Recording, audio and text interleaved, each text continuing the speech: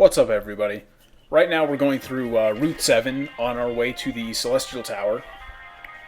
And the first thing I'm going to do is battle these two youngsters that are in the grass. And the item you see there is an Ultra Ball. Always useful. So this first guy has a Dwebble and a Pansage, which aren't any Pokemon we haven't seen before. So anyway, after we finish off these two youngsters, we are going to go off to the west and up the little set of stairs to talk to, I think it's the Battle Girl, and she gives you TM57, which is Charge Beam. And Charge Beam is a special electric attack that has like a 70% chance of increasing the user's special attack stat for the duration of the battle. So it's a pretty powerful move that has a pretty damn good chance of getting more powerful, essentially. So, although actually it doesn't start off as a very powerful move, but after a few times you use it and it increases your special attack, it gets to be pretty good. And now this youngster has a Palpitoad, a Scolipede, and a Shelmet. And actually, Scolipede is the final evolution of Venipede, and I think it's the first time you get to see one in the game. And then Shelmet is a new Pokemon that you haven't seen yet. And Shelmet is one of those cool evolutions that if you trade a Shelmet for a Karrablast, you will get... your Shelmet will evolve into an Excelgor, and I might be mispronouncing that, but I think that's a really cool addition to Black and White. You know, the fact that they're still going out and making new evolution types or making new evolution triggers. And I cover that in one of the previous videos. But anyway, so here's Shelmet. And let's check out its final evolution stats. It looks like it has pretty insane speed. That's probably like at least top 20 in speed or something like that. Because its base speed stat is like 145, which is very good. So anyway, now we're going to go talk to this Battle Girl who's going to give us Charge Beam. And then off to the northwest, I believe. Yeah, northwest. There's a backpacker here.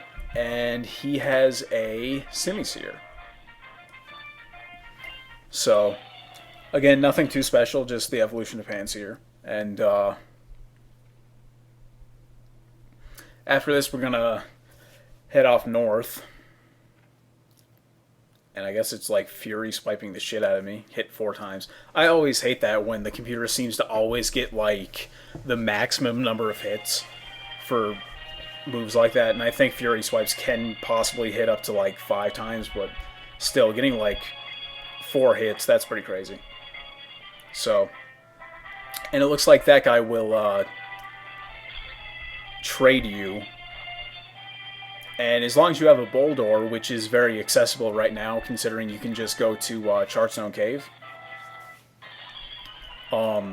it's actually a pretty good trade, considering Emolga is a pain in the ass to find, because the only way you can possibly get it is to find it in Shaking Grass. So first off, like, Shaking Grass is pretty difficult to find, and then on top of that, I think it's something really low, like 15% chance to find an Emolga, and personally, I've never found one, and I've played through the game like 2.5 times or something like that. So in all of that time, I've only found Audino in Shaking Grass. So maybe I'm doing something wrong, but anyway, this is a another triple battle. I think it's the second triple battle after Heartbreaker Charles, aka like motorcyclist Charles, back in Driftvale City. But yeah, unfortunately, this is like one of like 3 or 4 triple battles in the entire game. So.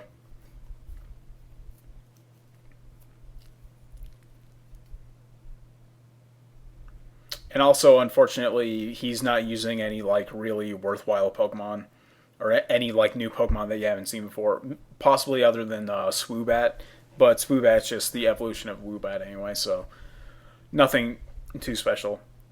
And that Liepard is taking its sweet ass time getting knocked out. But anyway, my Blitzel gains a couple of levels because it's kind of like a bait Pokemon.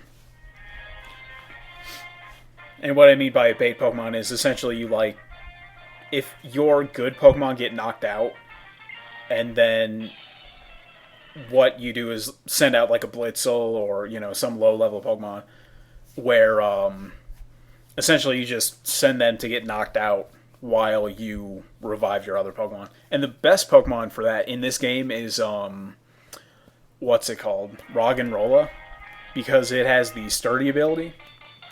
So no matter what, it will always have to get hit twice in order to get knocked out. So that means you can revive a good Pokemon and use a Hyper Potion on it and have it completely 100% health by the time you send it out. So that's something I actually use in the Elite Four, but I'll probably end up talking about that in that video as well. So here is Pokemon Ranger Mary, and let's see. She has a Tranquil, a Simipour, and a Swadloon. And after you beat the Pokemon Rangers in this game, you get Aspir berries, or Aspir, I don't know. And let me figure out what the hell they do, because I personally never use berries, but anyway, it looks like it defrosts, so I don't really know why the hell they would be giving them out right here, considering it would be better if there were like rangers around cold storage. Although then again, the next area is Twist Mountain, so during the winter I think there are Beartic there, maybe not though. But anyway, here is the first time we see an Axew, and I'm probably mispronouncing that as well, but Axew, like its evolutions, like Haxorus, is an absolute beast. And eventually in Opelucid City, you'll probably end up getting absolutely tore up by a Haxorus, because essentially what they do is they use like Swords Dance or something like that. No, they use like not Dragon Rage. There's some Dragon Dance. That's what they use. They use Dragon Dance, which I believe increases their attack and some other stat. But the most important part about it is the fact that it increases their, physical attack. And they use Dragon Dance once, and then they start using, a super hardcore dragon physical attack like Dragon Claw, and they will just rip through your team after they've been set up with a Dragon Dance. But fortunately, you don't really have to worry about that until Opelucid City, which is the last city before the Pokemon League. So, and also, as long as you have like Ice Beam, which is a fairly compatible move with every different type of Pokemon. As long as you have Ice Beam, it's pretty easy. So, anyway, here we are going to fight a Harlequin Pat, and he has an Emolga and a Sigilyph. And Sigilyph, I don't know if any other trainer has used it, but you can go catch one back in Relic Castle, which you'll be going back to before you know it, actually. And Sigilyph is a flying psychic, so actually my Krokorok could have totally destroyed it, but... And then after this, we get to pick up TM81, which is X-scissor, which is a Bug-type move that just deals damage. It doesn't have, any altering effect with it, which isn't too bad because its power is 80, so it's probably one of the most usable Bug-type moves, actually. Although it may not be the best in every situation. But if you just want to deal damage and that's it, it's not that bad. So now, we are going to fight this last Harlequin, and after that we're going to go to the Celestial Tower, because that's everything there is to do in Route 7. So let's see what Pokemon he has. He has a Tynamo, a Ducklet, and a Tranquil. Tynamo is a like an electric Pokemon that eventually evolves into Electros. I think that's how you pronounce it.